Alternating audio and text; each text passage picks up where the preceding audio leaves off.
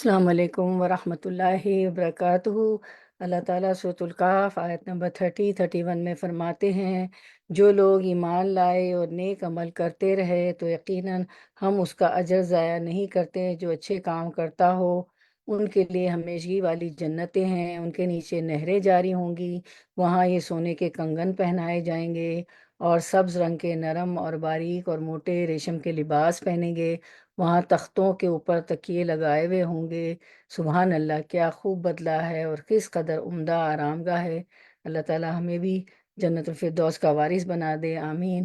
اور آپ کو جیسے کہ معلوم ہے کہ سورۃ الکہف میں جو ہے اصحاب کہف کا واقعہ ہے، باغ والوں کا واقعہ ہے، موسیٰ علیہ السلام اور خضر علیہ السلام کا واقعہ ہے، ذوالقرنین کا واقعہ ہے۔ تو اصحاب کہف کا واقعہ تو ہم پڑھ چکے ہیں، جس میں دین کا فتنہ تھا اور وہ اس میں کامیاب ہو گئے اور اللہ کی رضا حاصل کر لی۔ آج ہم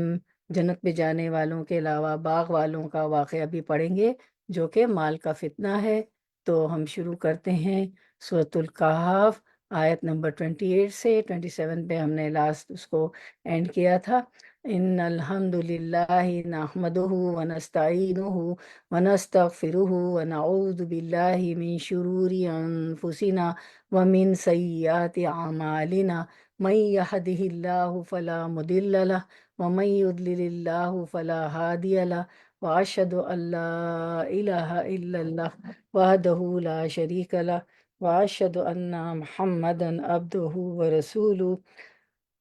أما بعد فأعوذ بالله من الشیطان الرجیم، بسم اللہ الرحمن الرحیم۔ تو ہم شروع کرتے ہیں آیت نمبر 28 ورڈ ٹو ورڈ ٹرانسلیشن سے انشاءاللہ۔ وَاصْبِرْ وَاصْبِرْ نَفْسَکَ، وَاصْبِرْ اور روک دیجئے نفسک اپنے نفس کو، مع ساتھ الذین ان لوگوں کے جو یدونا پکارتے ہیں ربہم اپنے رب کو، بالغداتی صبح، والعشی اور شام، یریدونا وہ چاہتے ہیں، وجہ چہرہ اس کا، ولا اور نہ، تعدو آپ پھیریے، عینا کا اپنی دونوں آنکھوں کو۔ عین ان کی جمع ہے عینا کا، اور آئینہ اس لیے آیا کہ تسنیہ ہے، دو دو جو ہوتے ہیں تسنیہ ہوتا ہے نا، دو تسنیہ ہوتا ہے، تو آئینہ اور عینن ایک آنکھ، آئینہ کا اپنی دونوں آنکھوں کو، عنہم ان سے، تریدو آپ، ریدو چاہتے ہیں، تریدو آپ چاہتے ہیں، زینتا زینت، الحیات الدنیا دنیا کی زندگی کی، ولا اور نہ، تطیع آپ اطاعت کیجیے، من اس کی جو، اغفل غافل کر دیا نہ ہم نے، اغفلنا غافل کر دیا ہم نے، قلبہ قلب دل، ہو اس کا، قلبہ دل اس کا، عن ذکرنا اپنے ذکر سے، واتبع اور اس نے پیروی کی، ہوا خواہش، ہو اپنی ہوا، ہو اپنی خواہش کی، وکانا اور ہے، امرہ معاملہ اس کا، فرطا حد سے بڑا ہوا۔ Running translation. اور جو لوگ صبح و شام اپنے پروردگار کو پکارتے ہیں اور اس کی خوشنودی کے طالب ہیں، ان کے ساتھ صبر کرتے رہو، اور تمہاری نگاہیں ان میں گزر کر اور طرف نہ دوڑے کہ تم آرائش زندگی دنیا کے خواستگار بن جاؤ۔ اور جس شخص کے دل میں ہم نے اپنی یاد سے غافل کر دیا ہے اور وہ اپنی خواہش کی پیروی کرتا ہے، اور اس کا کام حد سے بڑھ گیا ہے، اس کا کہنا نہ ماننا۔ تو ہم دیکھتے ہیں، وَاصْبِرْ نَفْسَکَ مع الذین یدعون ربہم بالغداۃ والعشی یریدون وجہہ۔ اور آپ وسلم کو اللہ تعالیٰ فرماتے ہیں، اور اپنے آپ کو ان لوگوں کے ساتھ ہی مطمئن رکھیے جو صبح و شام اپنے پروردگار کو پکارتے ہیں اور اس کی رضا چاہتے ہیں۔ وجہ یریدون وجہ، اللہ تعالیٰ کا چہرہ چاہتے ہیں، اللہ تعالیٰ کی رضا چاہتے ہیں۔ جہاں چہرے کی بات آئے تو اللہ تعالیٰ کی رضا اس میں ہوتی ہے۔ تو یہاں پہ غریب اور مخلص مومنوں سے آپ وسلم کو وابستہ رہنے کی ہدایت کی گئی۔ یہ صبح و شام اللہ کے ذکر میں مشغول رہنے والے اور اللہ کی رضا چاہنے والے لوگ ہیں۔ جب یہ روایت میں آتا ہے کہ سیدنا بلال بن رباح رضی اللہ عنہ، سیدنا صہیب رومی رضی اللہ عنہ، سیدنا خباب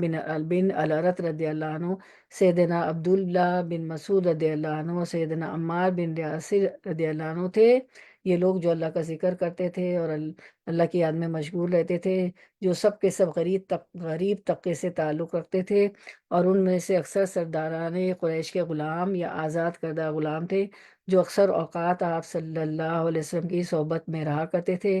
اب اونچی ناک والے قریشی سرداروں مثلاً اوینا بن بدر اور اقرا بن حابس وغیرہ آپ صلی اللہ علیہ وسلم سے یہ کہا کرتے تھے کہ ہر وقت یہ رذیل قسم کے لوگ آپ کے پاس بیٹھے ہوتے ہیں، تو ان کی موجودگی میں ہم کیسے آپ کے ساتھ آپ کے پاس بیٹھیں؟ ممکن ہے کہ آپ کے دل میں کچھ ایسا خیال آ بھی گیا ہو کہ یہ لوگ تو بہرحال خالص مومن ہیں، سرداروں کے آنے پر کچھ دیر انہیں الگ کر دینے سے اگر یہ قریشی سردار میری بات غور سے سن لینے اور ایمان لانے پر تیار ہو جائیں تو کیا حرج ہے؟ خصوصاً اس صورت میں آپ ان قریشی سرداروں کے ایمان لانے پر حریص بھی تھے کہ اس طرح اسلام کو تقویت حاصل ہوگی، لیکن اللہ تعالیٰ نے بروقت ہدایت فرما دی کہ ایسا خیال بھی آپ سسم دل میں نہ لائیے، اپنا دل انہی غریب اور مخلص مومنوں کے ساتھ وابستہ رکھیے، یہی لوگ قیمتی سرمایہ ہے۔ قریشی سرداروں کے مطالبے اور ان کی ٹھاٹ باٹ کی طرف مت دیکھیے، کیونکہ ان کے اس مطالبے سے ہی یہ معلوم ہو جاتا ہے کہ وہ ایمان لانے میں کس حد تک مخلص ہیں، کیونکہ تو غریب لوگوں کے ساتھ بیٹھنا بھی نہیں پسند کرتے تھے۔ تو ہمیں جن لوگوں کی صحبت اختیار کرنے کا حکم دیا ہے وہ یہ ہے کہ جو ان لوگوں کی صحبت اختیار کریں جو لوگ اپنے رب کو صبح شام پکارتے ہیں، اور جو اللہ کا وجہ ہو، اللہ کا چہرہ چاہتے ہیں، اللہ کی رضا چاہتے ہیں، ان کی صحبت اختیار کرنے کا حکم دیا گیا۔ وَلَا تَعْدُوا عَيْنَاكَ عَنْهُمْ تُرِيدُ زِينَةَ الْحَيَاةِ الدُّنْيَا وَلَا تُطِعْ مَنْ أَغْفَلْنَا قَلْبَهُ عَنْ ذِكْرِنَا وَاتَّبَعَ هَوَاهُ وَكَانَ أَمْرُهُ فُرُطًا۔ آپ کی آنکھیں اس سے ہٹنے نہ پائے کہ دنیاوی زندگی کی زینت چاہنے لگیں، اور نہ ہی آپ ایسے شخص کی باتیں مانیں جس کا دل ہم نے اپنے ذکر سے غافل کر دیا ہے، اور وہ اپنی خواہش پر چلتا ہے، اس کا معاملہ حد سے بڑا ہوا ہے۔ یعنی جو شخص آخرت میں اللہ کے سامنے جواب دہی پر ایمان ہی نہیں رکھتا، وہ تو جدھر اور جس طرح اپنی ذاتی مفاد دیکھے گا فوراً ادھر جھک جائے گا۔ یہی حال سرداران قریش اور منافقوں کا تھا، آپ کو معلوم ہے، اور جو کچھ اس کا جی چاہے گا وہی کچھ وہ کرے گا، اس کا کوئی کام اصول کے تحت یا حد اعتدال تک محدود نہ رہے گا، لہٰذا ایسے لوگوں کی بات ہرگز نہ مانیے۔ یہ آپ وسلم کو کہہ کے یہ عام ہے، خطاب سب کے لیے ہے، آپ کو پتہ ہے قرآن تو سب کے لیے آیا ہے۔ تو اللہ تعالیٰ فرماتے ہیں کہ جن لوگوں کی صحبت اختیار کرنا ہے، کن لوگوں کی؟ جو اپنے رب کو صبح شام پکارتے ہیں، جو اللہ کی رضا چاہتے ہیں، ان کی صحبت اختیار کرنے کا حکم دیا، اور کن کی صحبت کو چھوڑنے کا حکم دیا؟ جن کے دل اللہ کے ذکر سے غافل ہیں، جو اپنی اعوذ باللہ من الشیطان الرجیم، جو اپنی خواہشات کی پیروی کرتے ہیں، جو اپنے معاملات میں حد سے بڑے ہوئے ہیں، جن کی زندگی میں اعتدال نہیں ہے، ان کی صحبت کو چھوڑنے کا حکم دیا ہے۔ وَلَا تُطِعْ مَنْ أَغْفَلْنَا قَلْبَهُ عَنْ ذِكْرِنَا، اور آپ جو ہے ان کا کہنا نہ ماننا جس کے دل کو ہم نے اپنے ذکر سے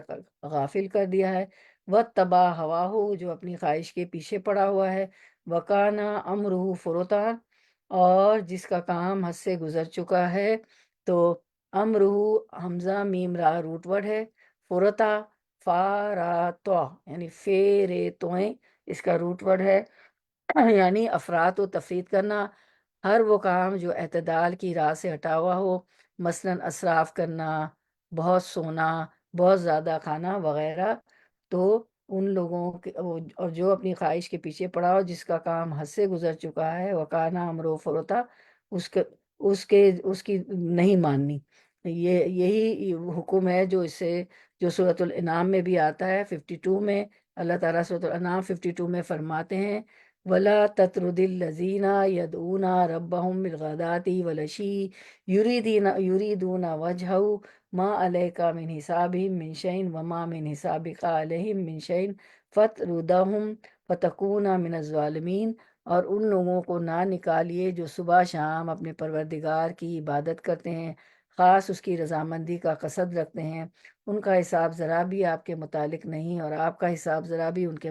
متعلق نہیں کہ آپ ان کو نکال دیں۔ آپ سے ان کو منع کیا گیا، یہاں سورۃ الانعام میں بھی کہ ان غریبوں مسکینوں کو نہ نکالیے سرداران قریش کے کہنے پر اپنی محفل سے، ورنہ آپ ظلم کرنے والوں میں سے ہو جائیں گے۔ اور یہ آیت ولا تطرد جو ہم نے ابھی پڑھی، یہ سعد بن ابی وقاص فرماتے ہیں کہ ہم 6 لوگوں کے بارے میں نازل ہوئی۔ میرے ابن مسعود، یہ حدیث میں آتا ہے، سہیب، عمار، مقداد اور بلال رضی اللہ عنہم کے سلسلے میں قریش کے لوگوں نے رسول اللہ صلی اللہ علیہ وسلم سے کہا کہ ہم ان کے ساتھ بیٹھنا نہیں چاہتے، آپ ان لوگوں کو اپنے پاس سے نکال دیجئے۔ تو نبی اکرم صلی اللہ علیہ وسلم کے دل میں وہ بات داخل ہو گئی جو اللہ تعالیٰ کی مشیت میں تھی، تو اللہ تعالیٰ نے یہ آیت نازل کی، وَلَا تَطْرُدِ الَّذِينَ يَدْعُونَ رَبَّهُم بِالْغَدَاةِ وَالْعَشِيِّ يُرِيدُونَ وَجْهَهُ، آخر تک، اور ان لوگوں کو مت نکالیے جو اپنے رب کو صبح و شام پکارتے ہیں اور وہ اس کی رضا چاہتے ہیں۔ یعنی ان کو دور کر کے آپ اصحاب شرف و اہل غنی کو اپنے قریب کرنا چاہتے ہیں۔ اور فرتن جو ہے نا، فروتن، فروتن اگر افراد سے ہو تو معنی ہوں گے حد سے متجاوز، اور اگر تفرید سے ہوں تو معنی ہوں گے ان کا کام تفرید پر مبنی ہے جس کا نتیجہ ضیاع اور ہلاکت ہے۔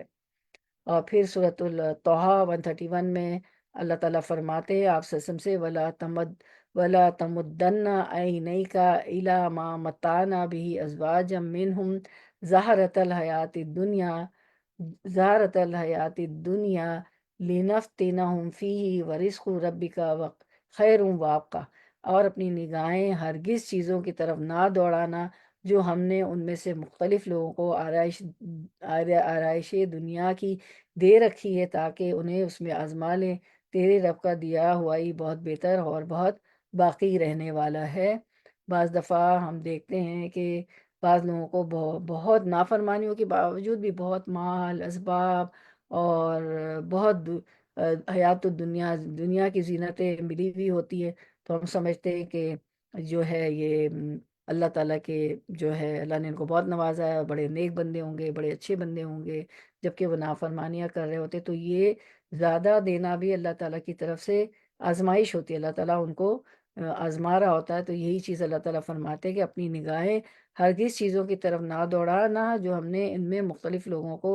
آرائش دنیا دے رکھی ہے تاکہ انہیں اس میں آزما لیں، ہے نا، کہ زہرۃ الحیات دنیا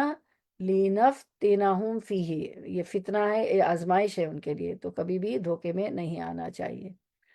جیسے یہ سرداران قریش اور سب لوگ جو ہے بڑی ہارڈ باٹ کی زندگی گزار رہے تھے، اور یہ جو ہے چاہتے تھے کہ جو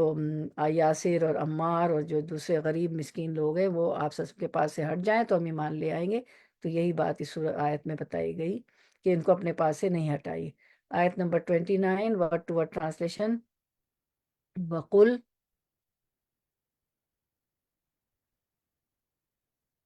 اچھا اب ہم کیو این اے دیکھ لیتے ہیں انشاءاللہ جی۔ 28 کا کیو این اے ہے، اس آیت میں کن لوگوں کی صحبت اختیار کرنے اور کن لوگوں کی صحبت چھوڑنے کا حکم دیا جا رہا ہے؟ چلیں کون بتائے گا؟ 28 میں آیت آپ کے سامنے ہے، اللہ تعالیٰ کیا فرماتے ہیں؟ بسم اللہ، کون پہل کرے گا؟ السلام علیکم۔ جی وعلیکم السلام، جی بولیے بسم اللہ۔ اللہ تعالیٰ بول رہے ہیں کہ نیک اور اللہ کی طرف جھکنے والے لوگوں کی صحبت اختیار کرو، اور جو لوگ اللہ کو نہیں مانتے ان کی صحبت چھوڑ دو۔ جی بالکل، جزاک اللہ خیر۔ تو ہم دیکھ لیتے میں ہیں گئی تھی جو لوگ تقوی اور پرہیزگار لوگ، جی جی اللہ کو بالکل، خوف جی رکھنے والے لوگ۔ جی بالکل، جزاک اللہ خیر۔ اور ہماری اسما بہن نے بھی ریٹن آنسر دے دیا۔ جی، جن لوگوں کی اس آیت میں کن لوگوں کی صحبت اختیار کرنے اور کن لوگوں کی صحبت چھوڑنے کا حکم دیا جا رہا ہے؟ جن لوگوں کی صحبت اختیار کرنے کا حکم ہے جو لوگ اپنے رب کو صبح شام پکارتے ہیں اور جو اللہ کی رضا چاہتے ہیں، ان کی صحبت اختیار کرنے کا حکم ہے۔ جن لوگوں کی صحبت چھوڑنے کا حکم ہے جن کے دل اللہ کے ذکر سے غافل ہیں، جو اپنی خواہشات کی پیروی کرتے ہیں، جو اپنے معاملات میں حد سے بڑے ہوئے ہیں۔ فروتن کا لفظ تھا نا کہ وہ بڑے ہوئے ہیں، جن کی زندگی میں اعتدال نہیں ہے، ان کی صحبت چھوڑنے کا حکم دیا گیا ہے۔ اور دوسرا سوال ہے وہ دیکھ لیتے ہیں، امرو فروتن سے کیا مراد ہے؟ مثالوں سے واضح کیجیے۔ امرو فروتن، امرو حمزہ میم را اس کا روٹ ورڈ ہے، فروتن فا را تو فیر توئیں، یعنی افراط و تفرید۔ افراط ہوتا ہے کسی چیز میں زیادتی کرنا، اور تفریط کسی چیز میں کمی کرنا۔ ہر وہ کام جو اعتدال کی راہ سے ہٹا ہوا ہو، جو بیلنس نہ ہو، مثلاً پیسہ خرچ کریں تو بہت اسراف کریں، بہت بہا رہے ہیں، اور سو رہے ہیں تو بہت سو رہے ہیں، نمازوں کے ٹائم بھی چلا گیا، اور بہت زیادہ کھانا، یعنی بعض دفعہ یہ ہوتا ہے کہ اوور ایٹنگ ہو جاتی ہے، اوور ایٹنگ سے بعد لوگ وامٹ کر جاتے ہیں، اور رات میں وہ گیسٹرک اور کیا ہو جاتے ہیں۔ تو کسی بھی چیز میں اعتدال نہ ہو، بیلنس نہ ہو، اس کو کہہ رہے ہیں فروتن، افراط و تفریط کرنا۔ اچھا، اب آیت 29 انشاءاللہ ورڈ ٹو ورڈ ٹرانسلیشن۔ وقل اور قل کہہ دیجئے، الحق حق من ربکم، تمہارے رب کی طرف سے ہے، فمن تو جو شاء چاہے، فلیومن پس وہ ایمان لے آئے، ومن اور جو شاء چاہے، فلیکفر پس وہ کفر کرے، انا بے شک ہم آتدنا آتد تیار کر رکھی ہے، نا ہم نے آتدنا تیار کر رکھی ہے ہم نے، للظالمین لیے ظالمین ظالموں کے، للظالمین ظالموں کے لیے، نارن ایسی آگ، احاطہ گھیر لیں گی، احاطہ ہم بھی کہتے ہیں نا احاطہ کرنا، احاطہ گھیر لیں گی بہم انہیں، اردو میں بھی کہتے ہیں احاطہ کرنا، سرادقها سرادق قناتیں، ہاں اس کی سرادق قناتیں لپیٹیں اس کی، وَإِنْ اور اگر یستغیثوا وہ فریاد کریں گے، یغاثو فریاد رسی کیے جائیں گے، بمائن ساتھ پانی کے، کل محل مانن تیل کی، تلچھٹ کے، یشوی جو بھون ڈالے گا، الوجوہ چہروں کو، بئسا کتنی بری ہے، الشراب شراب، وساعت اور کتنی بری ہے، مرتفقہ آرام گاہ۔ رواں ترجمہ دیکھتے ہیں۔ اور کہہ دو کہ لوگو یہ قرآن تمہارے پروردگار کی طرف سے برحق ہے، تو جو چاہے ایمان لائے اور جو چاہے کافر رہے، ہم نے ظالموں کے لیے دوزخ کی آگ تیار کر رکھی ہے، جس کی قناتیں ان کو گھیر رہی ہوں گی، اور اگر فریاد کریں گے تو ایسے کھولتے ہوئے پانی سے ان کی داد رسی کی جائے گی جو پگھلے ہوئے تانبے کی طرح گرم ہوگا، اور جو منہوں کو بھون ڈالے گا، ان کے پینے کا پانی بھی برا اور آرام گاہ بھی بری۔ استغفر اللہ، یا اللہ ہمیں بچا لے، اللہ معوذ بک من النار، اللہ ہم آگ سے آپ کی پناہ چاہتے ہیں۔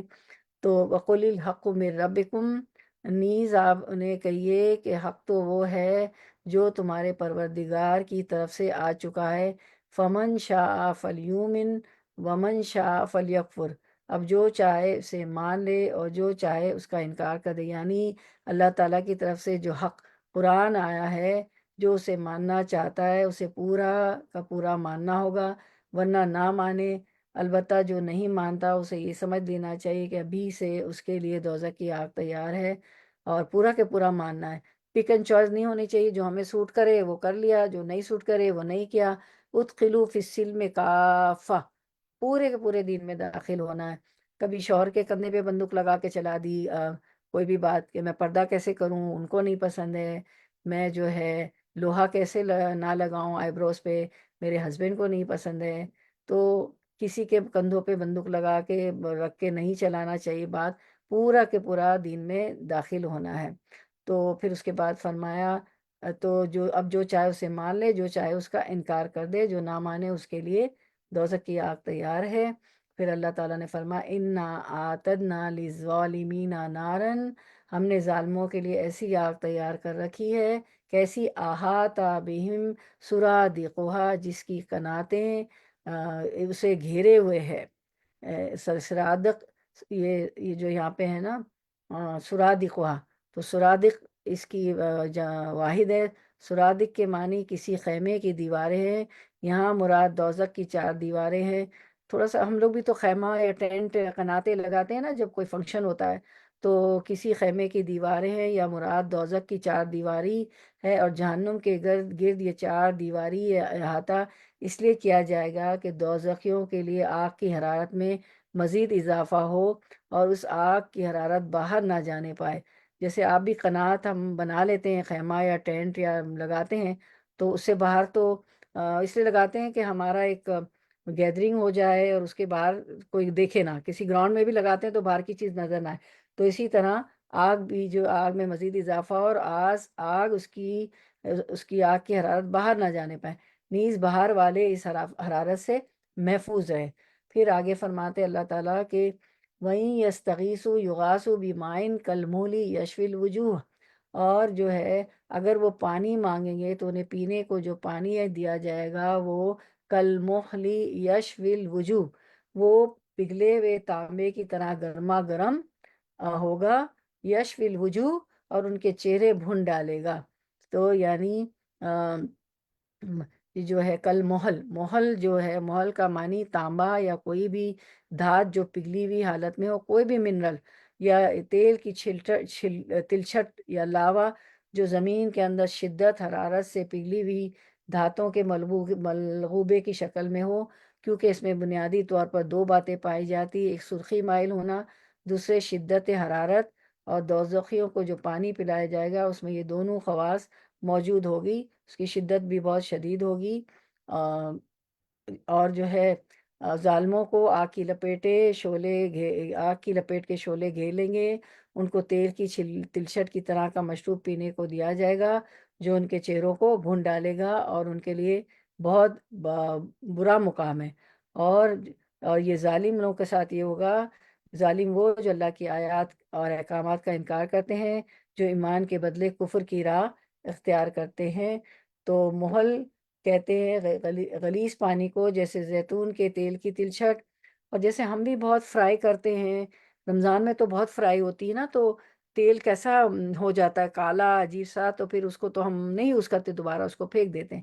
تو محل کہتے ہیں غلیظ پانی کو، جیسے زیتون کے تیل کی تلچھٹ، اور جیسے خون اور پیپ جو بے حد گرم ہو۔ حضرت ابن مسعود نے ایک مرتبہ سونا پگھلایا، جب وہ پانی جیسا ہو گیا اور جوش مارنے لگا تو فرمایا محل کی مشابہت اسی میں ہے، جہنم کا پانی بھی سیاہ ہے، وہ خود بھی سیاہ ہے، جہنمی بھی سیاہ ہے، کیونکہ وہ جل جل کر سیاہ ہو جائیں گے۔ محل سیاہ رنگ، بدبودار، غلیظ، گندگی، سخت گرم چیز ہے، چہرے کے پاس جاتے ہی کھال جھلس دیتی ہے، منہ جلا دیتی ہے۔ اور حدیث میں آتا ہے، نبی کریم صلی اللہ علیہ وسلم نے فرمایا، جامع ترمذی کی حدیث ہے، کل محل یعنی تلچھٹ کی طرح ہوگا، جسے جب اسے جہنمی اسے قریب کرے گا تو اس کے چہرے کی کھال اس میں گر جائے گی۔ قرآن میں ہے کہ وہ پیپ پلائے جائیں گے، وہ پیپ پلائے جائیں گے، بمشکل ان کے حلق سے اترے گی، چہرے کے پاس آتے ہی کھال جل کر گر پڑے گی، پیتے ہی آنتیں کٹ جائیں گی، استغفر اللہ۔ ان کی ہائے وائے شور و گل پر نہ پانی ان کو پینے کو دیا جائے گا، بھوک کی شکایت پر زقوم کا درخت دیا جائے گا جو کہ بہت ہی کڑوا کسیلا ہوگا، جس سے ان کی کھالیں اس طرح جسم چھوڑ کر اتر جائیں گی کہ ان کے پہچاننے والا ان کی کھالوں کو دیکھ کر بھی پہچان لے۔ پھر پیاس کی شکایت پر سخت گرم کھولتا ہوا پانی ملے گا جو منہ کے پاس پہنچتے ہی تمام گوشت کو بھون ڈالے گا، اور وہ گرم پانی پلایا جائے گا۔ ان کا ٹھکانہ، ان کی منزل، ان کا گھر، ان کی آرام گاہ بھی نہایت ہی بری ہے۔ اسی بات کو اللہ تعالیٰ جو ہے فرماتے ہیں سورۃ فرقان آیت 66 میں، انہا ساعت مستقرا و مقاما، بے شک وہ ٹھہرنے اور رہنے کے لحاظ سے بدترین جگہ ہے۔ اللہ ہمیں بچا لے دوزخ کی آگ سے، اس بدترین جگہ سے اللہ تعالیٰ ہمیں بچا لے۔ تو ہم دیکھتے ہیں اللہم انی اعوذ بک من النار۔ تو اچھا، اب آپ کا Q&A ہے کہ ظالموں کی کیا سزا اس آیت میں بتائی گئی ہے؟ کون بتائے گا؟ ظالموں کی کیا سزا بتائی گئی ہے؟ جی، سامنے آیت ہے آپ کی، سارا کچھ لکھا ہوا ہے، اردو میں بھی عربک میں بھی ہے۔ جی، کون بتائے گا؟ ظالموں کی کیا سزا اس آیت میں بتائی گئی ہے جو اللہ کی مان کر نہ چلیں؟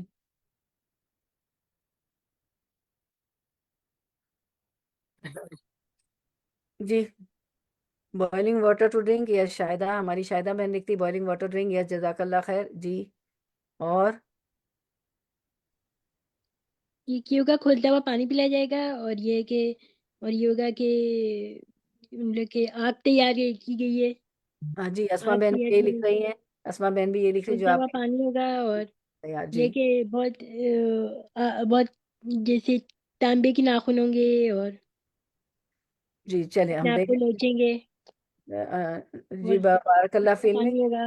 جی، ظالموں کی کیا سزا اس آیت میں بتائی گئی ہے؟ سب نے لکھ کر بھی بتایا، بول کے بھی۔ جزاک اللہ۔ جی، ظالموں کو آگ کی لپیٹے شعلے گھیر لیں گے، ان کو تیل کی تلچھٹ کی طرح کا مشروب پینے کو دیا جائے گا جو ان کے چہروں کو بھون ڈالے گا، ان کے لیے بہت برا مقام ہے۔ اس آیت میں ظالم کس کو کہا گیا؟ جو اللہ کی آیات احکامات کا انکار کرتے ہیں، جو ایمان کے بدلے کفر کی راہ اختیار کرتے ہیں۔ اب آیت 30 اور 31 کا ورڈ ٹو ورڈ ساتھ کر لیتے ہیں، کیونکہ وہ 30 میں اور 31 جو ہے ایک جوڑا ہے۔ انا بے شک الذین وہ جو آمنو ایمان لائے، وعملو اور انہوں نے عمل کے، الصالحات نیک، انا بے شک ہم لا نہیں ندیو ضائع کریں گے، لا ندیو نہیں ہم ضائع کریں گے۔ جی ہماری شاہدہ میں لکھی the skin will be separated from there, بالکل ٹھیک ہے، لا باڈی، لا ندیو نہیں ہم ضائع کرتے اجرا اجر من اس کا جو آسنا اچھا کرے، عملہ عمل۔ رواں ترجمہ دیکھ لیتے ہیں انشاءاللہ۔ ہاں پہلے ہم وٹ ٹو وٹ کر لیتے ہیں۔ اولائی کا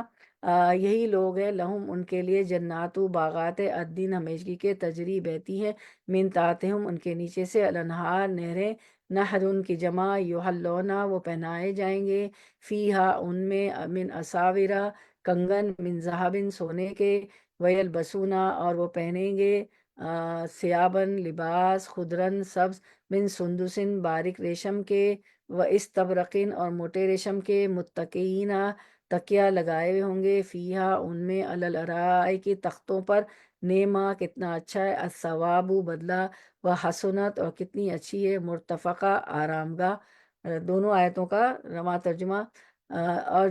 جو ایمان لائے اور کام بھی نیک کرتے ہیں تو ہم نیک کام کرنے والوں کا اجر ضائع نہیں کرتے، اور پھر اللہ تعالیٰ جو ہے ان کو کیا دیں گے؟ اللہ تعالیٰ فرماتا ہے ایسے لوگوں کے لیے ہمیشہ رہنے کے باغ ہیں، جن میں ان کے محلوں کے نیچے نہریں بہہ رہی ہیں، ان کو وہاں سونے کے کنگن پہنائے جائیں گے، اور وہ باریک دیبا اور اطلس کے سبز کپڑے پہنا کریں گے، اور تختوں پر تکیے لگا کر بیٹھا کریں گے۔ کیا خوب بدلہ اور کیا خوب آرام گاہ، سبحان اللہ۔ تو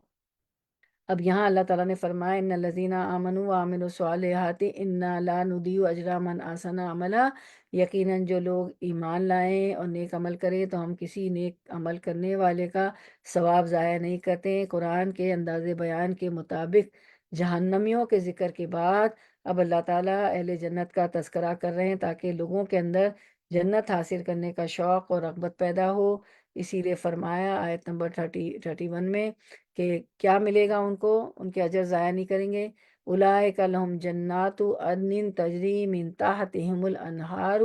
ان کے لیے ہمیشگی والی جنتیں ہیں، ان کے نیچے نہریں جاری ہوں گے، یحلون فیہا من اساورا، اور وہاں یہ سونے کے کنگن پہنائے جائیں گے۔ زمانہ نزول قرآن اور اس سے پہلے رواج تھا کہ بادشاہ، رؤساء اور سرداران قبائل اپنے ہاتھوں میں سونے کے کڑے پہنتے تھے، جس سے ان کی امتیازی حیثیت نمایاں ہوتی تھی۔ اہل جنت کو بھی سونے کے کڑے پہنائے جائیں گے، اور دنیا میں تو جویلری کا منع ہے نا مردوں کے لیے، لیکن وہاں پہنائے جائیں گے۔ پھر اس کے بعد وَيَلْبَسُونَ ثِيَابًا خُضْرًا اور من سندسم و استبرقم، اور سبز رنگ کے نرم اور باریک اور موٹے موٹے ریشم کے لباس پہنیں گے۔ سندس جو ہے باریک ریشم اور استبرق موٹا ریشم۔ دنیا میں مردوں کے لیے سونا اور ریشمی لباس ممنوع ہے۔ جو لوگ اس حکم پر عمل کرتے ہوئے دنیا میں ان محرمات سے اجتناب کریں گے، دنیا میں ان کے لیے منع ہے نا ریشم اور زیور، تو انہیں جنت میں یہ ساری چیزیں میسر ہوں گی۔ لیکن افسوس کہ آج آپ دیکھیں مرد جو ہے کان میں بالی پہنتے ہیں، ہاتھ میں کڑا ہوتا ہے، گلے میں چین ہوتی ہے۔ مسلمان جو ہے مرد یہ کر رہے تو یہ جو ہے ان کو میسر ہو گیا، جو دنیا میں اس محرمات سے اللہ نے منع کیا ہے نا، دنیا میں تو یہ چیزیں مردوں کو اس سے بچیں گے، ان کے لیے جنت میں یہ ساری چیزیں میسر ہوں گی۔ متقین فیہا علی الارائک کے، وہاں تختوں کے اوپر تکیہ لگائے ہوئے ہوں گے۔ نعم الثواب حسنت مرتفقہ، کیا خوب بدلہ ہے اور کس قدر عمدہ آرام گاہ ہے۔ وہاں کوئی چیز ممنوع نہیں ہوگی، بلکہ اہل جنت جس چیز کی خواہش کریں گے وہ موجود ہوگی۔ تو ہم دیکھتے ہیں سورۃ فصلت 31 میں فرمایا وَلَكُمْ فِيهَا مَا تَشْتَهِي أَنفُسُكُمْ وَلَكُمْ فِيهَا مَا تَدَّعُونَ، اور وہاں جنت میں جس نعمت کو تمہارا جی چاہے گا تم کو ملے گی، اور جو چیز طلب کرو گے تمہارے لیے موجود ہوگی، جس چیز کو تمہارا جی چاہے اور جو کچھ تم مانگو سب جنت میں موجود ہے۔ سبحان اللہ، سبحان اللہ، الحمدللہ، الحمدللہ۔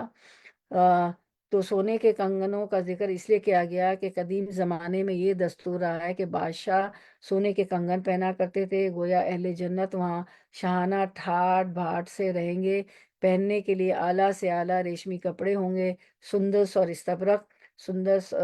ہوں گے، اور بیٹھنے کے لیے اونچی اونچی مسندیں ہوں گی۔ اور واضح رہے کہ اس دنیا میں سونے اور ریشمی کپڑوں کا استعمال مردوں کے لیے جائز نہیں، لیکن جنت میں جائز ہوگا، بلکہ ایسے ہی جیسے اس دنیا میں شراب سب مردوں عورتوں پر حرام ہے، مگر جنت کی شراب خالص اہل جنت کے لیے بیش بہا نعمت ہوگی، نہ اسے سر چکرائے گا نہ نشہ ہوگا۔ سبحان اللہ۔ تو اب آپ کا Q&A ہے 30-31 کا، کہ ایمان لا کر نیک عمل کرنے والوں کا کیا بدلہ ان آیات میں بتایا گیا۔ آیت بھی اسکرین پہ ہوگی سامنے۔ کیا بدلہ ہے جو ایمان لا کر نیک عمل کرے گا؟ وہاں پہ اللہ تعالیٰ نیکوکاروں کے ان کے نیک عمل کی وجہ سے ان کو باغات دیں گے، اور ان کے محلوں کے نیچے باغات ہوں گے، اور وہ سونے کے کنگن پہنیں گے اور تکیے لگائے بیٹھے ہوں گے،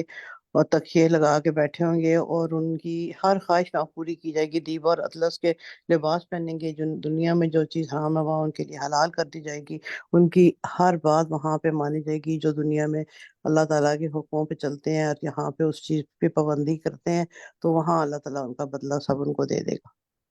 جی، بارک اللہ اور فیلو، میں کہتی کہ ہم لوگ ایسے لوگوں کے لیے باغات ہیں، اور اس میں جیسے جیسے تکیہ لگائے بیٹھے ہوں گی، جیسے دنیا میں ہمیں کچھ جیسے سونے کی کنگن پہنائے سلک گارمنٹ دیے جائیں گے، اور جی جیسے دنیا میں ہم لوگ جیسے دنیا میں ہم لوگ کو اچھی چیزیں ملتی ہیں، جیسے بری اچھی چیزیں نہیں ہوتی، تو وہ جنت میں بہت اس کی اعلیٰ چیزیں ہوں گی، اس کی اعلیٰ کوالٹی ہوگی، اعلیٰ معیار ہوگی،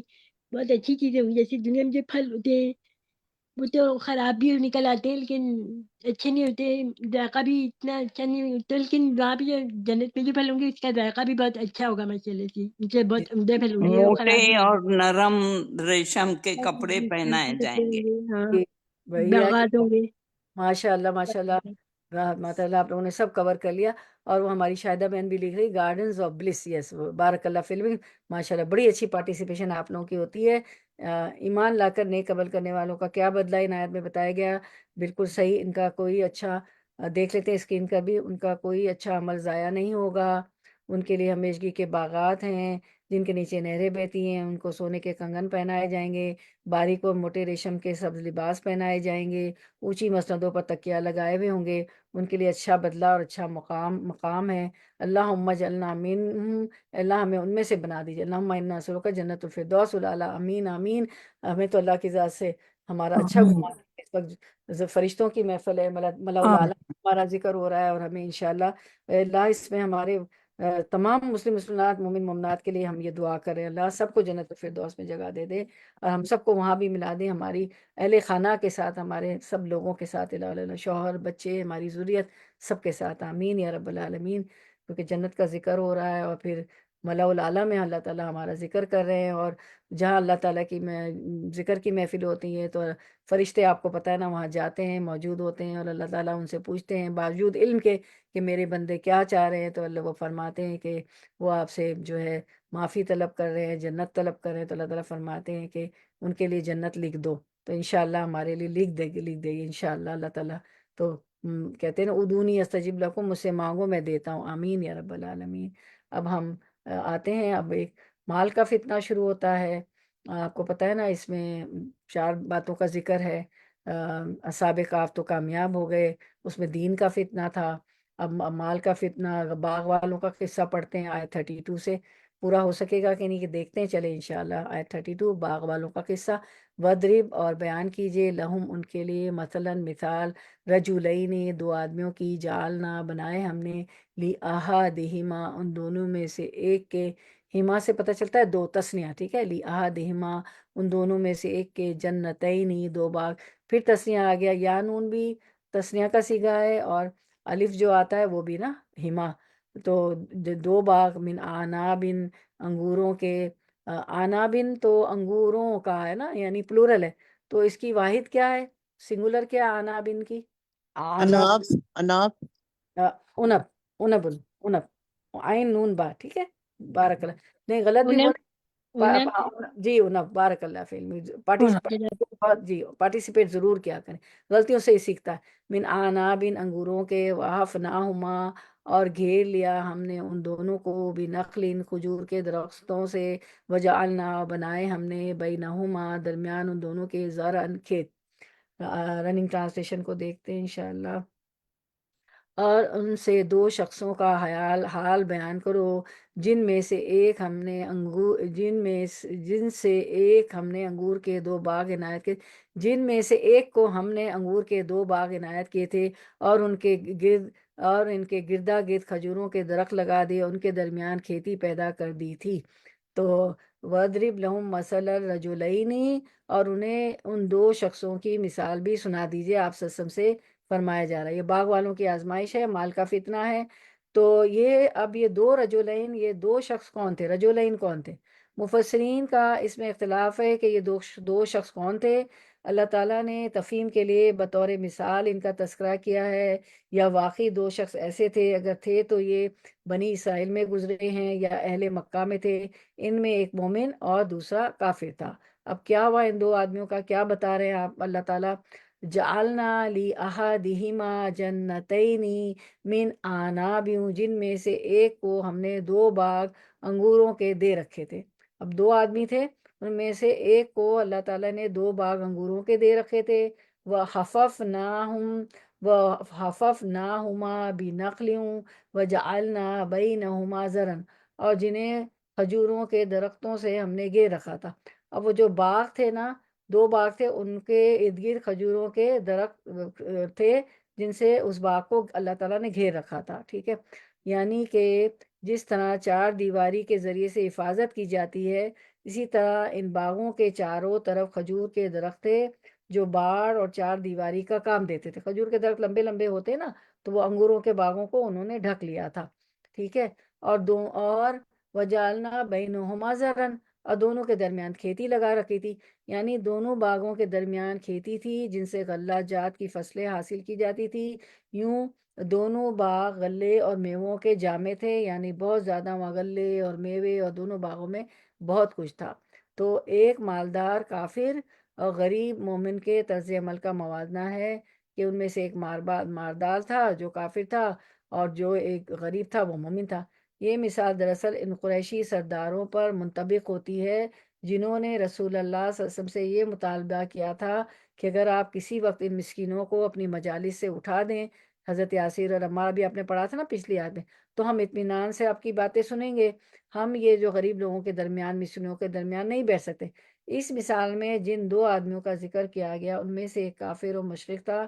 آخرت پر ایمان نہیں رکھتا تھا، اور مالدار اور صاحب جائیداد تھا، جیسے کہ قریشی سردار تھے۔ دوسرا توحید پرست تھا، مومن تھا، اللہ پر بھروسہ رکھنے والا تھا، لیکن غریب اور مفلس تھا، جیسے کہ صحابہ کرام رضی اللہ عنہما تھے، جس کے متعلق قریشی سرداروں نے آپ سے مطالبہ کیا تھا کہ آپ انہیں صلی اللہ علیہ وسلم اپنی مجلس سے ہٹا دیں۔ رہی یہ بات کہ اس مثال میں جو کردار بیان کیے گئے ہیں، یہ محض سمجھانے کے لیے بطور تمثیل بیان کیے گئے ہیں، یا فی الواقع ایسے شخص اس دنیا میں کسی وقت موجود تھے اور یہ واقعہ اس دنیا میں پیش آیا تھا، اس بات پر مفسرین کا اختلاف ہے، اور جن لوگوں نے انہیں واقعہ تسلیم کیا، انہوں نے ان کے نام بھی لکھ دیے ہیں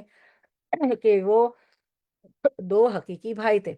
باپ کی طرف سے ورثہ ملا تھا۔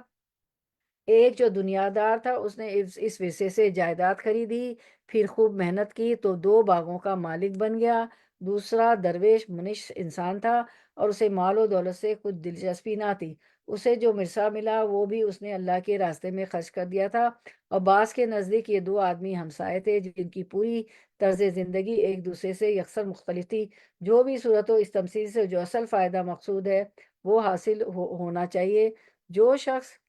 کافر و مشرک اور دو باغوں کا مالک تھا، اس آیت میں اس کے باغوں کی بہار کا منظر پیش کیا گیا ہے، یعنی ان دونوں کے درمیانی حصے میں کھیتی باڑی ہوتی تھی اور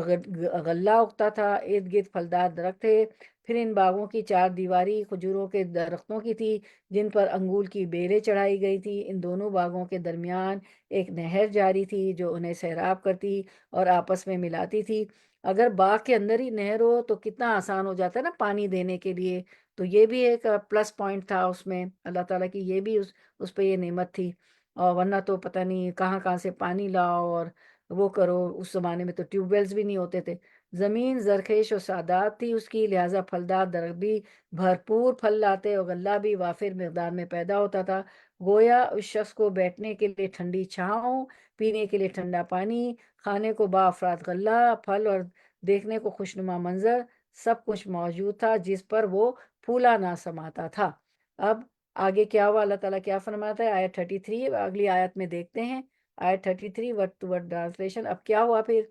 کل تل جنتینی، ورڈ ٹو ورڈ ٹرانسلیشن،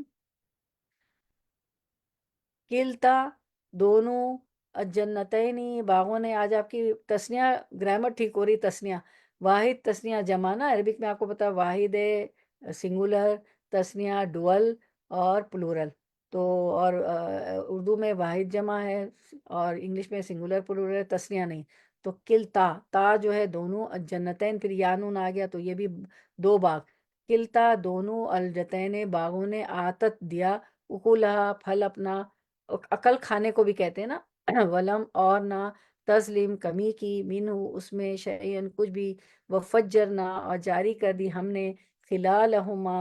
خلال دونوں کے، ہما دونوں، خلال بیچ، خلل جو ہوتا ہے نا بیچ، خلال بیچ، ہما ان دونوں کے، خلالہما ان دونوں کے بیچ، نہرن ایک نہر۔ رواں ترجمہ دیکھتے ہیں، آیت 33 سورۃ القاف، رواں ترجمہ رننگ ٹرانسلیشن۔ دونوں باغ کثرت سے پھل لاتے اور اس کی پیداوار میں کسی طرح کی کمی نہ ہوتی، اور دونوں میں ہم نے ایک نہر بھی جاری کر رکھی تھی۔ تو کلتل جنتینی آتت اکلہا ولم تظلم منہ شیئا، دونوں باغ اپنا پھل خوب لائے اور کسی میں کسی طرح کی کمی نہ ہوئی، یعنی اپنی پیداوار میں کوئی کمی نہیں کرتے تھے دونوں باغ، بلکہ بھرپور پیداوار دیے جاتے تھے، کوئی کمی اس میں نہیں ہوتی تھی۔ وفجرنا خلالہما نہرن، اور ہم نے ان باغوں کے درمیان نہر جاری کر رکھی تھی تاکہ باغوں کو سیراب کرنے میں کوئی رکاوٹ واقع نہ ہو۔ باغ کے اندر ہی تھی، فوراً پانی بھی مل جاتا تھا، سیراب ہو جاتے تھے باغ، یا بارانی علاقوں کی طرح بارش کے محتاج نہ رہیں کہ بارش آئے تو ہو، نہر موجود تھی تو ان کو سیراب بھی کرنا آسان ہو جاتا تھا۔ اس کے بعد کیا ہوا، آگے آیت میں دیکھتے ہیں، آیت 34 میں اللہ تعالیٰ فرماتے ہیں، ورڈ ٹو ورڈ ٹرانسلیشن، یہ خود سیلف ایکسپلینیٹری ہیں آیتیں۔ وکانا اور ہوا، لہو اس کے لیے، ثمر ان پھل، فقالا تو اس نے کہا، لصاحبہ اپنے ساتھی سے، وہوا اور جبکہ وہ، یحاورہ بات چیت کر رہا تھا، اس سے، یحاورہ اس سے بات چیت کر رہا تھا اپنے ساتھی سے، انا میں، اکثر زیادہ ہوں، جب الف آتا ہے تو وہ کثرت کے لیے ہوتا ہے نا، اکثر میں زیادہ ہوں، من کا تجھ سے، مالن مال میں، وَأَعَزُّ اور زیادہ عزت والا ہوں، نفرن جتھے میں۔ رننگ ٹرانسلیشن، آیت 34 سورۃ القاف، نواں ترجمہ، اور اس طرح اس شخص کو ان کی پیداوار ملتی رہتی تھی۔ تو ایک دن جب کہ وہ اپنے دوست سے باتیں کر رہا تھا، کہنے لگا کہ میں تم سے مال و دولت میں بھی زیادہ ہوں اور جتے اور جماعت کے لحاظ سے بھی زیادہ عزت والا ہوں۔ وَكَانَ لَهُ ثَمَرٌ اور اسے ان درختوں کا پھل ملتا رہا، تو ایک دن فقال لصاحبہ وہوا یحاورہ، تو ایک دن وہ گفتگو کے دوران اپنے ساتھی سے کہنے لگا، انا اکثر من کا مال ہوں، اعز نفرا میں تو تجھ سے مالدار بھی زیادہ ہوں اور افرادی قوت بھی زیادہ رکھتا ہوں۔ یعنی باغوں کے مالک نے، جو کافر تھا، اپنے ساتھیوں سے کہا جو مومن تھا کہ نفر جتھے سے مراد، میرے تو اولاد بھی زیادہ ہے، نفری بھی میری زیادہ ہے، اولاد بھی تجھ سے زیادہ ہے، اور پھر میرے پاس تو نوکر چاکر بھی ہیں، ظاہر مال بھی تھا، خوب پھل لاتے تھے، خود ان کو بیچتا تھا تو بہت کمائی بھی ہوتی تھی، خود بھی سیراب ہوتے تھے، اور پھر جو ہے پھر ظاہر ہے کہ جب بزنس ہوتا ہے، کاروبار چیزیں ہوتی تو اور نوکر چاکر بھی ہوتے ہیں، اور اللہ تعالیٰ نے اس کو اولاد بھی زیادہ دی تھی، تو وہ جو ہے پھولنے لگا اپنے ساتھی سے، یہ ساری باتیں فخر کی کرنے لگا کہ میں تو نفری میں جتھے میں بھی زیادہ ہوں، میری اولاد بھی زیادہ ہے، میرے نوکر چاکر بھی زیادہ ہیں، اور جو ہے میرے پاس تو مال بھی زیادہ ہے۔ اس کے بعد آگے دیکھتے ہیں 35 میں اللہ تعالیٰ کیا فرماتے ہیں۔ پھر کیا ہوتا ہے، یہ ساری وہ اپنی جو ہے تکبر کی باتیں کرتا ہے کہ میں تو تم سے زیادہ ہوں۔ پھر اللہ تعالیٰ سورۃ آیت 35 میں فرماتے ہیں ورڈ ٹو ورڈ ٹرانسلیشن، وہ دخلا، اور وہ داخل ہوا، جنتہ، اپنے باغ میں، وہ ہوا، اس حال میں کہ وہ ظالم، ظلم کرنے والا تھا، لنفسہ، ہی اپنی جان پر، قالا، کہنے لگا، ماں نہیں، اظن، میں گمان کرتا، ان کے تبیدہ، برباد ہوگا، حاضہ، یہ باغ، ابدا، کبھی بھی۔ رواں ترجمہ 35،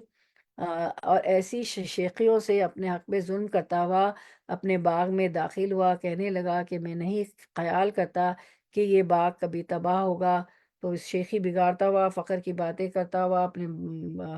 ساتھی سے، پھر باغ میں داخل ہوا اور کہنے لگا، وَدَخَلَ جَنَّتَهُ وَهُوَ ظَالِمٌ لِنَفْسِهِ، بس کہتے کہتے وہ اپنے باغ میں داخل ہوا، حالانکہ وہ اپنے آپ پر ظلم کر رہا تھا، اور کہنے لگا، قَالَ مَا أَظُنُّ أَن تَبِيدَ هَٰذِهِ أَبَدًا، میں تو نہیں سمجھتا کہ یہ باغ کبھی اجڑ بھی سکتا ہے، تبیدہ اجڑ سکتا ہے، حاضی یہ ابدا کبھی بھی، تو میں نہیں سمجھتا کہ یہ باغ کبھی اجڑ سکتا۔ ایک موحد، وہ تو ایک وہ تھا نا جو اس کا ساتھی تھا، وہ تو موحد تھا، ایمان والا تھا، مومن تھا، اور ایک کافر و مشرک کی مثال اللہ تعالیٰ بیان کر کے، ایک دن وہ مشرک اپنے باغ کے پاس کھڑا تھا کہ اس کے مفلس ہمسایہ کا ادھر سے گزر ہوا، تو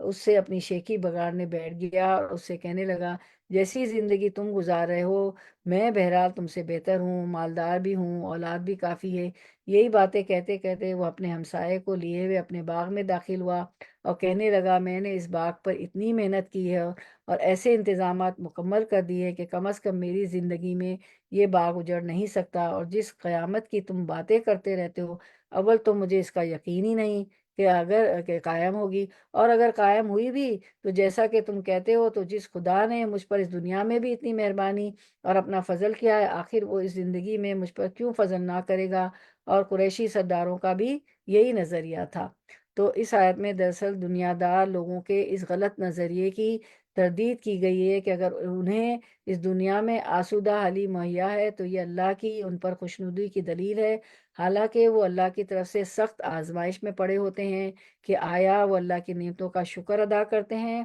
یا اس کے نافرمان بن کر رہتے ہیں۔ لیکن وہ یہی سمجھ رہے ہوتے ہیں کہ جنت تو ہمیں ملی گئی ہے، اب اور کون سی جنت ہے جسے حاصل کرنے کی فکر ہو۔ تو اب کیا ہوتا ہے آگے ہم دیکھتے ہیں آیت نمبر 36 میں اللہ تعالیٰ کیا فرماتے، وہ کیا کہتا ہے شیخی بگاڑ کے، وما، اور نہیں، اظن، میں گمان کرتا کہ الساعۃ، قیامت، قائمتاً، قائم ہونے والی ہے، ولئن، اور اگر، اور لئن، البتہ، البتہ، ان، اگر، ولئن، اور البتہ اگر، رددت، میں لوٹایا گیا، الی ربی، طرف اپنے رب کے، لأجدن، البتہ، اجدن، میں ضرور پاؤں گا، لأجدن، البتہ میں ضرور پاؤں گا، اس میں دو تاکید ہے، البتہ اور نون پہ شد ہے، لأجدن، میں ضرور بضرور پاؤں گا، یعنی اتنا اس کو وہ تھا، خیرن، بہتر، منہا، اس سے، منقلبہ، لوٹنے کی جگہ، انجام، رننگ ٹرانسلیشن، رواں ترجمہ 36، اور نہ خیال کرتا ہوں کہ قیامت برپا ہو، اور اگر میں اپنے پروردگار کی طرف لوٹایا بھی جاؤں تو وہاں ضرور اس سے اچھی جگہ پاؤں گا۔ وما اظن الساعۃ قائمۃ، اور نہ میں قیامت کو قائم ہونے والی خیال کرتا ہوں، میں نہیں سمجھتا کہ قیامت قائم ہوگی۔ ولئن رددت الی ربی، اور اگر بالفرض میں اپنے رب کی طرف لوٹایا بھی گیا تو لاجدن خیرا منہا منقلبہ، تو یقیناً اس لوٹنے کی جگہ یعنی قیامت کے دن بھی اس سے بھی زیادہ بہتر پاؤں گا۔ یعنی وہ کافر عجب اور غرور میں ہی مبتلا نہیں ہوا، بلکہ اس کی مدوشی اور مستقبل کی حسین اور لمبی امیدوں نے اسے اللہ کی گرفت اور سزا کے عمل سے بالکل غافل کر دیا۔ اس نے قیامت کا ہی انکار کر دیا، پھر مذاق کا مظاہرہ کرتے ہوئے کہا کہ اگر قیامت برپا ہوئی بھی تو وہاں بھی حسن انجام میرا مقدر ہوگا۔ جن کا کفر و طغیان حد سے تجاوز کر جاتا ہے وہ دراصل مست ہو جاتے ہیں اور ایسے ہی متکبرانہ دعوے کرتے ہیں۔ اسی بات کو اللہ تعالیٰ فرماتے ہیں سورۃ الفصلت میں، وَلَئِن وَلَئِن رُجِعْتُ إِلَىٰ رَبِّي إِنَّ لِي عِندَهُ لَلْحُسْنَىٰ، اور میں سورۃ فصلت، اور میں اپنے پروردگار کی طرف لوٹایا بھی جاؤں تو میرے لیے اس کے ہاں بھی خوشحالی ہے۔ دنیا میں خوش یعنی اتنے وہ لوگ وہ ہوتے ہیں،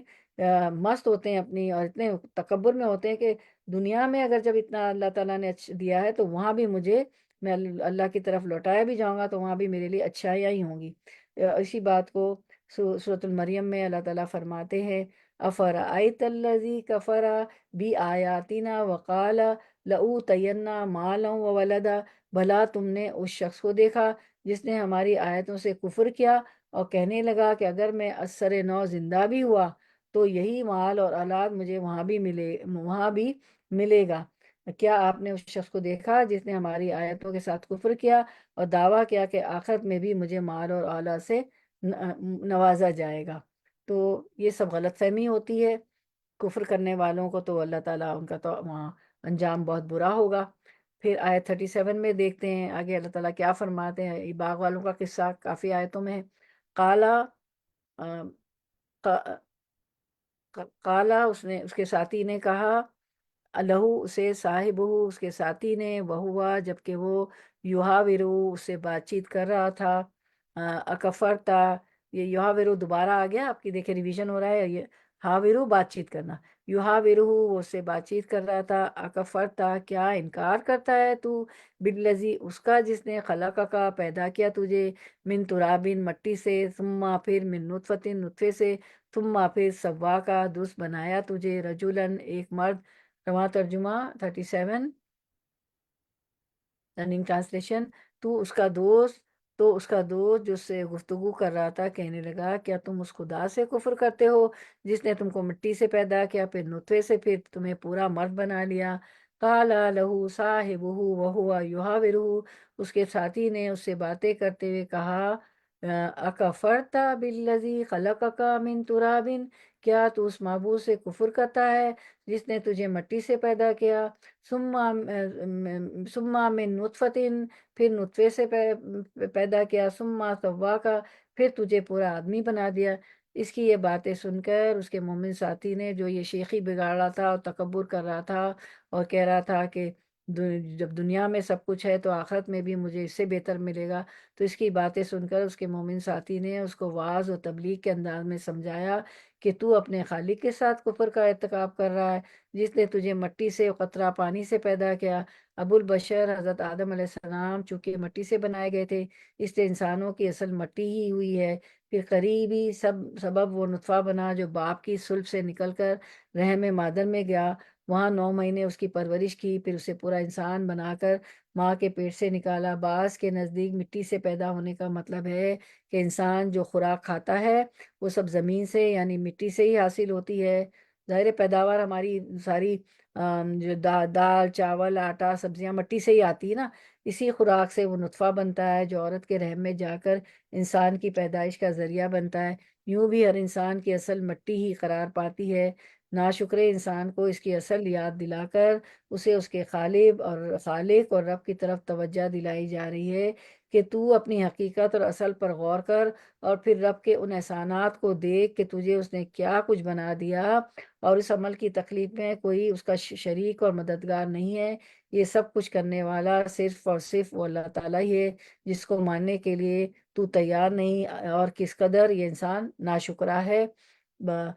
یہ مشرک مالدار اللہ کی ہستی کا منکر نہ تھا اور یہ سمجھتا تھا کہ اللہ نے جو کچھ مجھے دے رکھا ہے یہ اسی کی مہربانی، البتہ وہ روز آخرت اور اللہ کے سامنے جواب دہی کا منکر تھا، جسے اللہ کے انکار کے مترادف یا کفر قرار دیا گیا ہے۔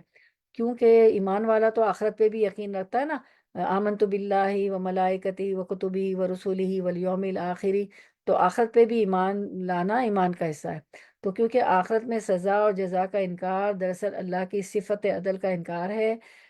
علاوہ ازیں یہ سمجھ لینا کہ میرا مال و دولت اور شان و شوکت میری اپنی ہی قابلیت کا نتیجہ ہے، کسی کا عطیہ نہیں اور کوئی مجھ سے چھیننے والا نہیں، یہ بھی حقیقتاً اللہ کی کئی صفات کا انکار ہے، اور ایسا شخص اللہ کو اپنا مالک، آقا اور فرما بردار ہونے کی حیثیت سے نہیں مانتا۔ تو یہ اس کی پرابلم تھی کہ وہ سمجھتا تھا کہ میرا مال، میری دولت، میری شان و شوکت جو کچھ بھی ہے سو وہ میری جو ہے میری قابلیت کا نتیجہ ہے، حالانکہ یہ سب اللہ تعالیٰ کی عطا اور اللہ تعالیٰ کی دین ہوتی ہے، اور وہ اس کو اپنی قابلیت سمجھ رہا تھا اور آخرت کا بھی منکر تھا۔ تو اس کا ساتھی اسے کہتا ہے کہ تم اپنی حیثیت تو دیکھو، تمہیں اللہ نے مٹی سے پیدا کیا، پھر نطفے سے، پھر تجھے پورا آدمی بنا دیا۔ پھر آگے اللہ تعالیٰ آیت 38 میں فرماتے ہیں، وٹوا ٹرانسلیشن 38، لیکن لیکن ہو اللہ، اور وہ اللہ ربی میرا رب ہے، ولا اور نہیں اشرکو میں شریک ٹھہراتا بھی ربی ساتھ اپنے رب کے احدن کسی ایک کو۔ رننگ ٹرانسلیشن، تو پھر وہ کہتا ہے اس کا ساتھی، لیکن میں تو اور بھلا جب تم لیکن هو اللہ ربی ولا اشرکو بھی ربی احدا، تو اس کا جو ساتھی اس کو کہتا ہے کہ یعنی میں تیری بات لیکن هو اللہ ربی ولا اشرکو بھی احدا، لیکن میں تو عقیدہ رکھتا ہوں کہ وہی اللہ میرا پروردگار ہے، میں اپنے رب کے ساتھ کسی کو شریک نہیں ٹھہراتا۔ ٹھیک ہے، لیکن ہوا وہ اللہ، اللہ ربی میرا رب ہے، ولا اور نہیں اشرکو میں شریک ٹھہراتا بھی ربی ساتھ اپنے رب کے احدن کسی ایک کو۔ رننگ ٹرانسلیشن، لیکن میں تو عقیدہ رکھتا ہوں کہ وہی اللہ میرا پروردگار ہے، میں اپنے رب کے ساتھ کسی کو شریک نہیں کروں گا۔ اور اب دیکھ لیتے ہیں اس کی تفسیر رننگ ٹرانسلیشن کے ساتھ، یعنی میں تیری طرح بات نہیں کروں گا، بلکہ میں تو اللہ کی ربوبیت اور اس کی وحدانیت کا اقرار اور اعتراف کرتا ہوں۔ اس سے بھی معلوم ہوتا ہے کہ دوسرا ساتھی مشرک ہی تھا، یعنی میں تو اسی پروردگار کو اپنا مالک، آقا، فرمانبردار سمجھتا ہوں، وہی میرے اور تمہارے سب کے نفع و نقصان کا مالک ہے۔ اس کی مشیت کے بغیر نہ میری اپنی تدبیریں کچھ کام آ سکتی ہے، نہ ہی کوئی دوسرا میری مدد اور حمایت کر سکتا ہے۔ اب یہ اس کا ساتھی نے کہا، اب آگے اس کا ساتھی اس کو کہتا ہے، آیت نمبر 39 word to word translation. Screen رک گیا ہے یا مجھے لگ رہا ہے؟ آیت 39 ورڈ ٹو ورڈ ٹرانسلیشن، جی آ گیا۔ ولولا اور لولا کیوں نہ، اس جب داخل ہوا تو جنت کا، جنت باغ کا، جنت کا اپنے باغ میں، قلتا کہا تو نے، ما جو شاء چاہا اللہ، اللہ نے، ما شاء اللہ لا قوت نہیں کوئی قوت، الا مگر باللہ اللہ کی توفیق سے، ان اگر ترنی تو رنی ارا کہتے دیکھنے کو، ترنی تو دیکھتا ہے مجھے۔ اچھا، اب یہاں بتائیے کہ ترنی کو غور سے دیکھیں، آخری ورڈ کو، یہاں کون سی کیا چیز ہمیں بتاتی ہے کہ اس کا مطلب مجھے، میں ہے؟ ترنی کو غور سے دیکھیے، نہیں جی اس کے نیچے نہیں کسرہ ہے، جی کسرہ نہیں جو ہے نا ہم پڑھتے ہیں نا، جی جزاک اللہ خیر، بارک اللہ، اس میں یا آ گیا، ٹھیک ہے نا، ترنی تو دیکھتا ہے مجھے، انا کہ میں اقلا کمتر ہوں، من کا تجھ سے، مالن مال میں، و ولدن اور اولاد میں۔ تو رواں ترجمہ رننگ ٹرانسلیشن، آیت 39، اور بھلا جب تم اپنے باغ میں داخل ہوئے تو تم نے ماشاء اللہ لا قوت الا باللہ کیوں نہ کہا اگر تو مجھے مال و اولاد میں اپنے سے کمتر دیکھتے ہو، تو ولولا اس دخلتا جنت کا قلتا ماشاء اللہ، اور اس کا ساتھی اس کو کہتا ہے جو یہ شیخیاں بگاڑ رہا تھا، اس کو اس کا ساتھی کہتا ہے جو مومن تھا اور مفلس تھا، اور جو تو اپنے باغ میں داخل ہوا تو یہ کیوں نہ کہا ماشاء اللہ لا قوت الا باللہ، وہی ہوتا ہے جو چاہتا ہے اور اللہ کی توفیق کے بغیر کسی کا کچھ زور نہیں۔ ان ترانی انا اقل من کا مال و ولدا، اگر میں مال اور اولاد میں تم سے کمتر ہوں۔ نعمت کے حصول پر بطور شکرانہ ماشاء اللہ کہنا، موحد ساتھی اپنے مشرک ساتھی کو سمجھانے لگا کہ تمہیں چاہیے تو یہ تھا کہ جب تم اپنے باغ میں داخل ہو رہے تھے تو شیخیاں بگاڑنے اور اپنے آپ کو مجھ سے بہتر کرنے کی بجائے اللہ کا شکر ادا کرتے اور کہتے کہ یہ سب کچھ اللہ کی دین ہے، مگر تم مجھ پر اپنی برتری ثابت کرنا شروع کر دی۔ کیا یہ ممکن نہیں کہ اگر میں تمہارے خیال کے مطابق تم سے مال اور اولاد میں کمتر ہوں تو مجھے تیرے باغوں سے اللہ بہتر باغ عطا فرما دے، اور یہ بھی عین ممکن ہے کہ تمہارے اس تکبر کی سزا کے طور پر اللہ تیرے اس باغ پر کوئی آسمانی آفت بھیج کر اسے خاکستر کر دے، یا اس نہر کا پانی خشک کر دے تو تمہارا یہ ہرا بھرا باغ تھوڑے ہی عرصے میں مرجھا کر ویران ہو جائے۔ اب اللہ کی نعمتوں کا شکر ادا کرنے کا طریقہ بتلاتے ہوئے کہا کہ باغ اس کے دو ساتھی نے کہ باغ میں داخل ہوتے وقت سرکشی اور غرور کا مظاہرہ کرنے کی بجائے یہ کہا ہوتا ماشاء اللہ لا قوت الا باللہ، یعنی جو کچھ ہوتا ہے اللہ کی مشیت سے ہوتا ہے، وہ چاہے تو اسے باقی رکھے اور چاہے تو فنا کر دے۔ اسی لیے حدیث میں آتا ہے کہ جس بندے پر نبی کریم صلی اللہ علیہ وسلم نے فرمایا، جس بندے سورۃ الکاف 39 میں حدیث دیکھیں، جس بندے پر اللہ اپنی کوئی نعمت انعام فرمائے، اہل و عیال ہو، دولت مندی ہو، فرزند ہو، پھر وہ اس کلمے کو کہہ لے تو اس میں کوئی آنچ نہیں آئے گی سوائے موت کے۔ پھر آپ صلی اللہ علیہ وسلم نے اس آیت کو کی تلاوت فرمائی، وَلَوْلَا إِذْ دَخَلْتَ جَنَّتَكَ قُلْتَ مَا شَاءَ اللَّهُ لَا قُوَّةَ إِلَّا بِاللَّهِ إِن تَرَنِي أَنَا أَقَلَّ مِنْكَ مَالًا وَوَلَدًا۔ تو پھر ہم ایک حدیث اور دیکھ لیتے ہیں، سیدنا ابو ہریرہ رضی اللہ عنہ سے مروی ہے، وہ کہتے ہیں کہ اللہ کے نبی نے مجھ سے فرمایا صلی اللہ علیہ وسلم، اے ابو ہریرہ، کیا میں ایسے کلمے پر تمہاری رہنمائی کروں جو عرش کے نیچے جنت کے خزانوں میں سے ایک خزانہ ہے؟ میں نے کہا جی ہاں، میرے ماں باپ آپ پر قربان ہو۔ آپ صلی اللہ علیہ وسلم نے فرمایا تمہارا یہ کہنا لا قوت الا باللہ، اللہ تعالیٰ اس کے جواب میں کہتا ہے میرا بندہ مطیع اور فرما بردار ہو گیا۔ دیکھیں اللہ تعالیٰ اس کا جواب دیتے ہیں کہ میرا بندہ مطیع اور فرما بردار ہو گیا۔ اور ابو ہریرہ علیہ عنہ سے نے کہا کہ لا حول ولا قوت الا باللہ، یہ کلمہ سورہ کاف میں ہے، جیسے کہ ارشاد باری تعالیٰ ہے لولا اذ دخلت جنتک قلت ما شاء اللہ لا قوت الا باللہ، اور جب تو اپنے باغ میں داخل ہوا تو نے یہ کیوں نہ کہا جو اللہ نے چاہا، کچھ قوت نہیں مگر اللہ کی مدد کے ساتھ، اللہ کی مدد کے ساتھ۔ ایک اور حدیث دیکھ لیتے ہیں کہ ابو موسیٰ اشعری سے روایت ہے، وہ فرماتے ہیں کہ ہم نبی کریم صلی اللہ علیہ وسلم کے ساتھ ایک سفر میں تھے، جب ہم کسی بلند جگہ پر چڑھتے تو تکبیر کہتے اللہ اکبر۔ نبی کریم صلی اللہ علیہ وسلم فرمایا لوگوں اپنے اوپر رحم کرو، تم کسی بحر غائب رب کو نہیں پکارتے ہو، تم اس ذات کو پکارتے ہو جو بہت زیادہ سننے والا، بہت زیادہ دیکھنے والا ہے۔ پھر نبی کریم صلی اللہ علیہ وسلم میرے پاس تشریف لائے، میں اس وقت زیر لب کہہ رہا تھا لا حول ولا قوت الا باللہ۔ نبی کریم صلی اللہ علیہ وسلم نے فرمایا عبداللہ بن قیس کہو لا حول ولا قوت الا باللہ، کیونکہ یہ جنت کے خزانوں میں سے ایک خزانہ ہے۔ یا نبی کریم صلی اللہ علیہ وسلم نے فرمایا میں تمہیں ایک ایسا کلمہ نہ بتا دوں جو جنت کے خزانوں میں سے ایک خزانہ لا حول ولا قوت الا باللہ ہے۔ سبحان اللہ۔ تو اس کے بعد ہم آیت 40 کر لیتے ہیں انشاءاللہ، آیت نمبر 40 ورڈ ٹو ورڈ ٹرانسلیشن۔ آیت 40 فآسا ربی فآسا، تو امید ہے ربی میرا رب ان یہ کہ یوتینی وہ دے دے مجھے خیرن بہتر من جنت کا تیرے باغ سے، ویرسلا وہ بھیجے علیہ اس پر حسبانن کوئی عذاب من السماء آسمان سے، فتصبح تو تصبح وہ ہو جائے، فتصبح تو وہ ہو جائے سعیدن میدان، زلقن صاف چٹیل۔ رواں ترجمہ بہت رواں ترجمہ رننگ ٹرانسلیشن، بہت ممکن ہے کہ میرا رب تجھے میرے اس باغ سے بھی بہتر دے، اس پر آسمانی عذاب بھیج دے تو یہ چٹیل اور صاف میدان بن جائے۔ تو فاسا ربی ایوت یعنی خیرم من جنتی کا، بہت ممکن ہے کہ میرا رب مجھے تیرے اس باغ سے بھی بہتر دے دے، کیونکہ وہ اس پہ شیخیاں بگاڑ رہا تھا، اپنا تکبر کر رہا تھا۔ تو پہلے تو اس نے کہا کہ تو اس کو ہدایت کی کہ وہ ماشاء اللہ لا قوت الا باللہ کہہ دیتا، پھر وہ کہہ رہا ہے کہ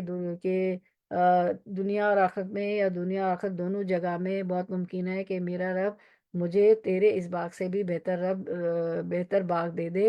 وَيُرْسِلَ عَلَيْهَا حُسْبَانًا مِّنَ السَّمَاءِ، اور اس پر آسمانی عذاب بھیج دے، فَتُصْبِحَ صَعِیدًا زَلَقًا تو یہ چٹیل اور صاف میدان بن جائے۔ یہ حسبان غفران کے وزن پر حساب سے ہے، یعنی ایسا عذاب جو کسی کے کرتوتوں کے نتیجے میں آئے، یعنی آسمانی عذاب کے ذریعے سے وہ تیرا محاسبہ کر لے، اور یہ جگہ جہاں اس وقت تیرا سرسب شاداب باغ ہے چٹیل اور صاف میدان بن جائے۔ اور پھر 41 دیکھ لیتے ہیں، اور یوس بیا ما ہوا غورن فلن تستطیع لہو طلبا، ٹھیک ہے، اس کا پانی گہرا چلا جائے اور تو پانی نکال بھی نہ سکے، ٹھیک ہے۔ چلے انشاءاللہ پھر ہم اس کو آگے نیکسٹ ٹائم کنٹینیو کریں گے. ابھی بھی تھوڑا سا باقی ایک آیت 2 آیتیں. تو یہ تھا مال کا فتنہ. سبحان ربک رب العزت عما یصفون وسلام علی المرسلین والحمد للہ رب العالمین. ربنا تقبل منا انک انت السمیع العلیم وتب علینا انک انت التواب الرحیم.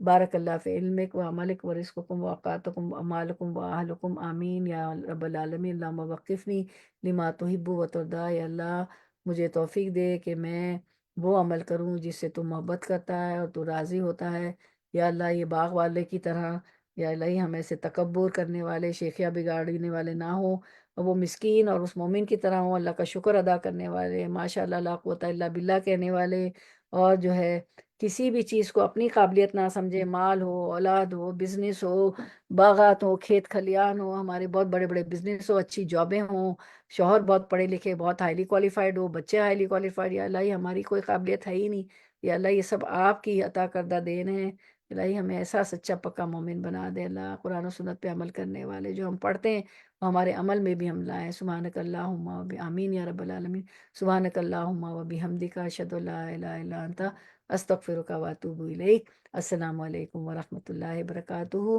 کسی کو کوئی بات رکھنی ہو ورنہ انشاءاللہ جمعے کو حاضر خدمت ہوں گے. کوئی ان آیات پہ آج کے اس پہ کوئی بات رکھنا چاہے گا؟ ہماری وہ وعلیکم السلام کہہ رہی شاہدہ بہن، اور اچھا میسیجز بھی کرتی ہیں ہماری بہن، ریٹن میسیج الحمدللہ ماشاء اللہ. زوم کا فائدہ ہونا چاہیے نا. جی کوئی بات رکھنا چاہے گا کوئی؟ تو ورنہ میں اینڈ کروں.